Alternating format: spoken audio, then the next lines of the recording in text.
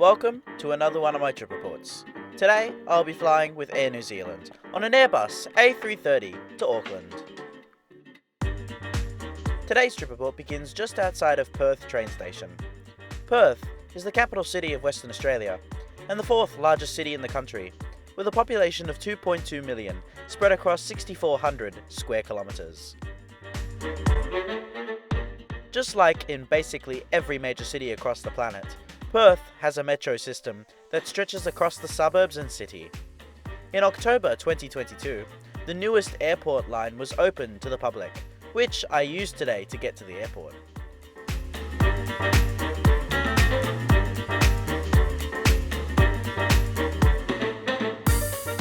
The trains operate every 12 minutes during peak and every 15 off-peak between High Wycombe and Claremont. It took only 20 minutes to get from the city to the airport, which is pretty good. The trains themselves are very fast and clean, nearly identical to Sydney's Metro line. My only fault for the train line is that there is no station for Terminals 3 and 4.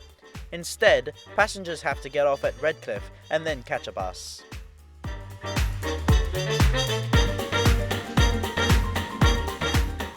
The walk from the station to the terminals is very easy, through the usage of the pathway passing over the car park, which also has audio about the Aboriginal people native to this area.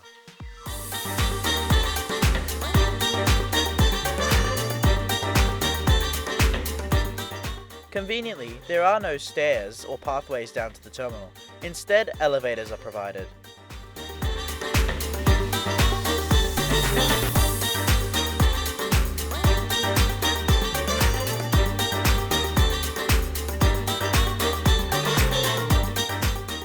Welcome to Perth Airport Terminal 1. Terminal 1 here at Perth has a split design, with the western side being for Virgin Australia, and the eastern side being the international terminal. Check-in for Air New Zealand is kiosk only, with no human contact. This is the same situation for Cathay Pacific, Singapore Airlines and Malaysia Airlines, which use the exact same kiosks. The kiosks themselves are actually pretty excellent, and are easy to use, and they print out good quality boarding passes. Once the machine had printed my boarding pass, I dropped my bag off at the self-service bag drop, which was equally easy and took a mere seconds.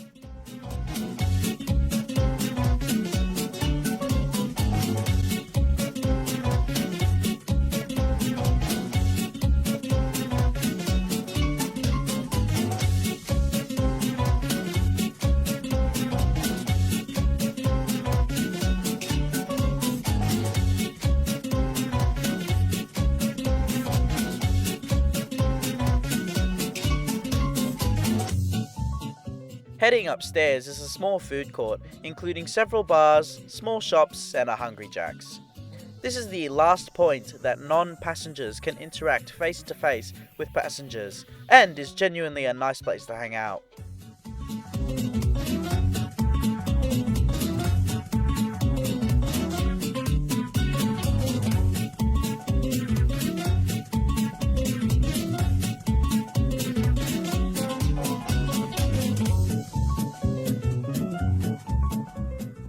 After this point is security and customs, which at this time of the day was very quiet, as not many flights were departing, 3 to be exact.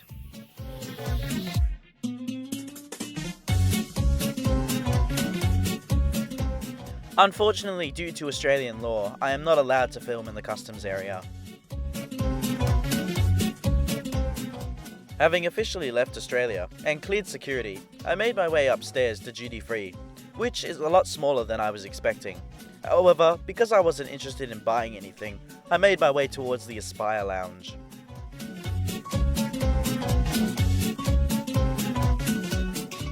At the start of the year, I decided to join Priority Pass, which gives a person access to over 1,300 lounges across the world. And at Perth, it gives you access to the Aspire Lounge, which is located next to Gate 53 and up the stairs.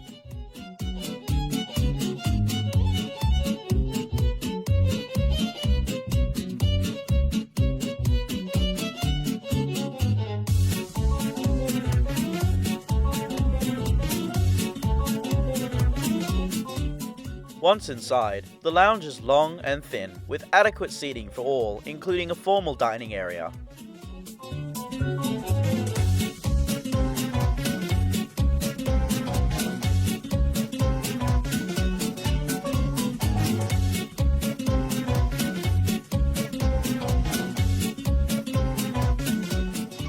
There is a small bar and buffet in the centre of the lounge, and on today's menu includes basil, spinach and ricotta ravioli, chili egg fried rice, a small selection of cakes, bread and butter, garlic chicken with lemon and oregano sauce, and a selection of fruits.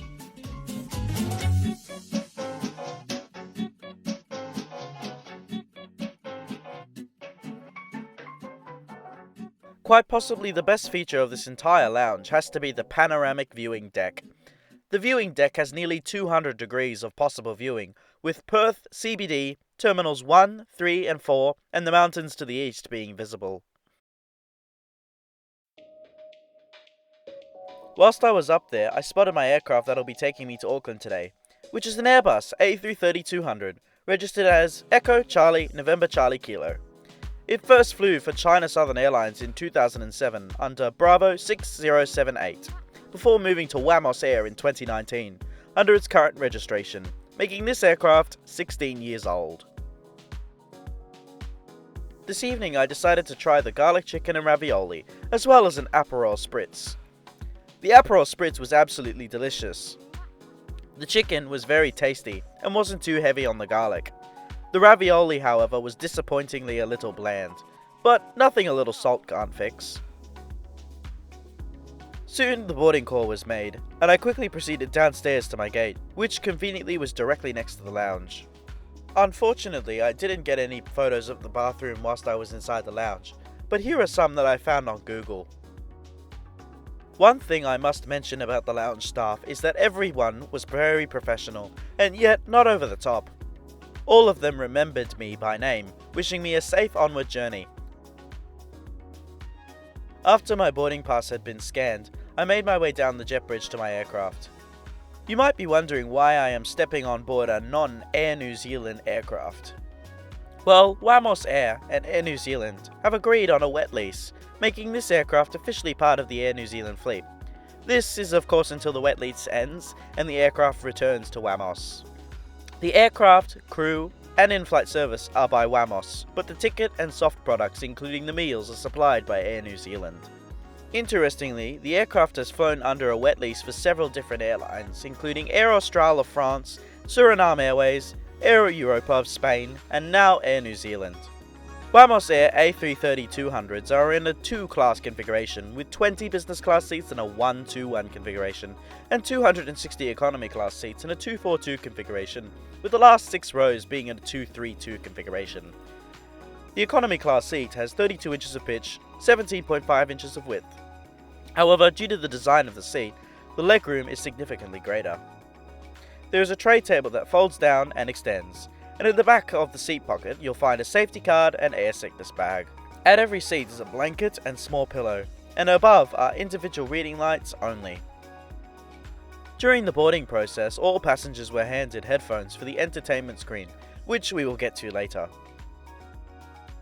We pushed back from gate 53 19 minutes ahead of our scheduled departure time, and the crew began the most interesting safety briefing I've ever heard.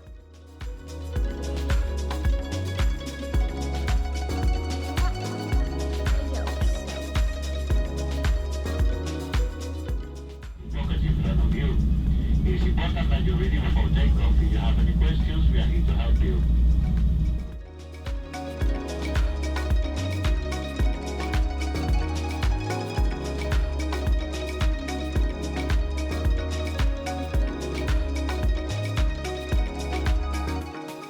We taxied to runway 21 via Sierra, Charlie and Whiskey.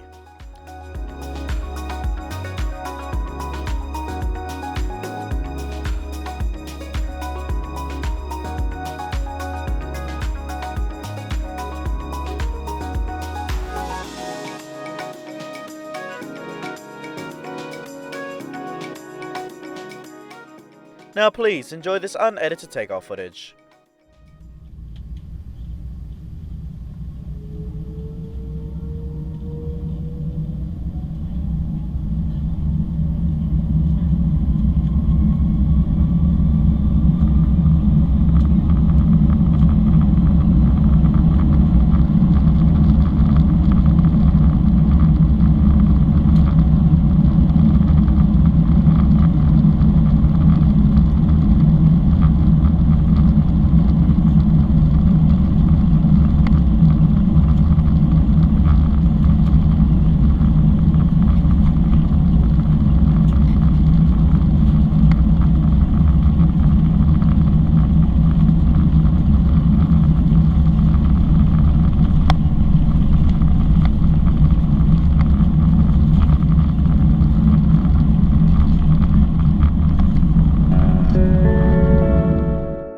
After takeoff, we turned left, tracking eastwards towards Esperance.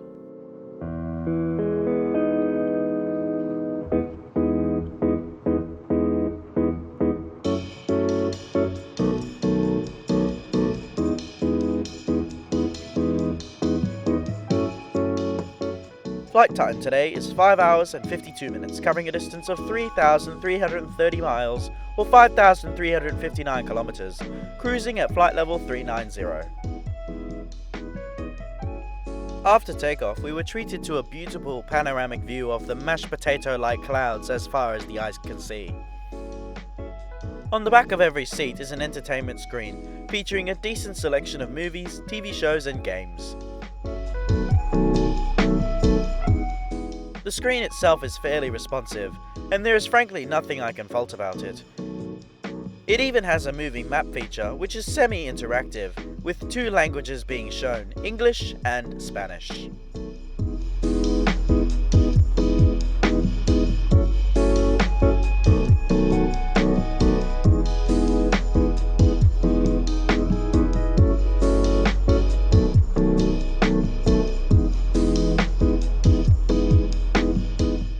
After levelling off, the crew came around offering all passengers a cup of water, which had a citrusy aftertaste.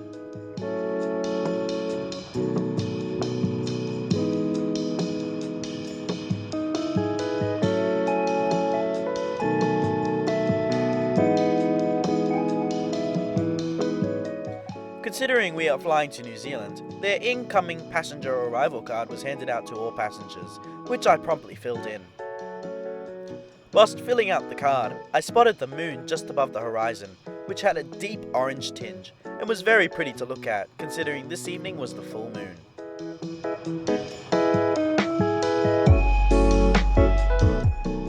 Around an hour after takeoff, the in-flight service started, and we had 2 choices for dinner, a chicken curry with rice or a vegetarian pasta bake.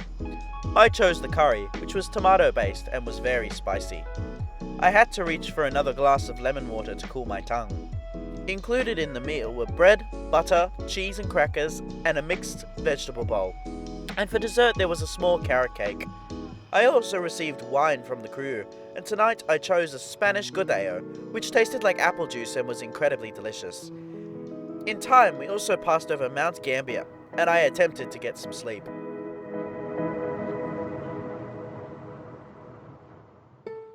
I awoke 3 hours later when the crew turned back on the lights. On board the aircraft are 6 bathrooms, 1 for business and 5 for economy. They are pretty standard bathrooms with everything you'd expect, including hand sanitizer, soap and moisturizer.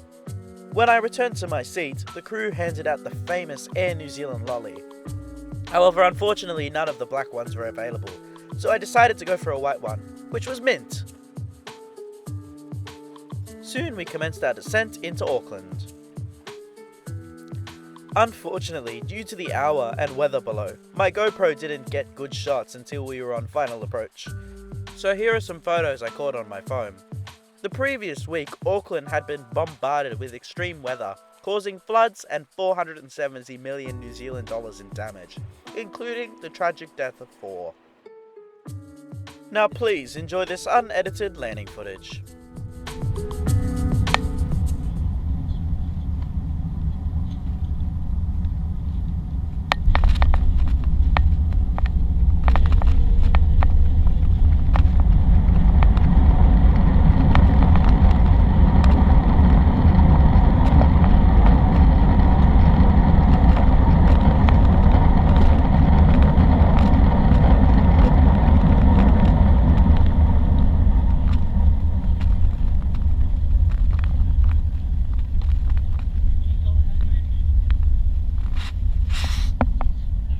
Kia ora, and welcome to New Zealand. We taxied back to the international terminal via Alpha 3, Alpha and Kilo to Gate 10.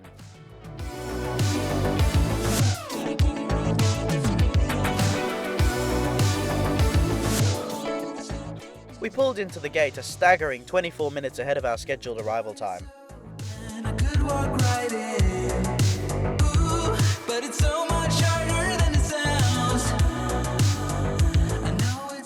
Stepping off this aircraft and walking to customs gave me time to reflect on the flight I just took. This flight was a bit weird considering I was flying on a Spanish airline on a New Zealand-based route. Today's flight has to be the strangest I've ever taken. Most of the crew on board couldn't speak English properly. They were extremely fluent in Spanish and only spoke a few words in English, for example, chicken or veg.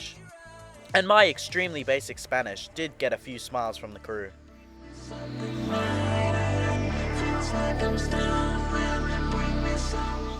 Despite the language barrier, the crew were great, attending to all passengers on board with a professional and enthusiastic attitude. I couldn't imagine what it would have been like for them, considering some of the crew flew in from Auckland earlier that day. They must have been so exhausted. The hard product of this flight was very similar to Jetstar, in that the seats were thin and hard, lacking the most vital thing on a red-eye flight, which is comfort. I'm amazed that I actually managed to sleep. I personally would not recommend flying on this airline, especially on this route, considering the fact that I basically got no sleep.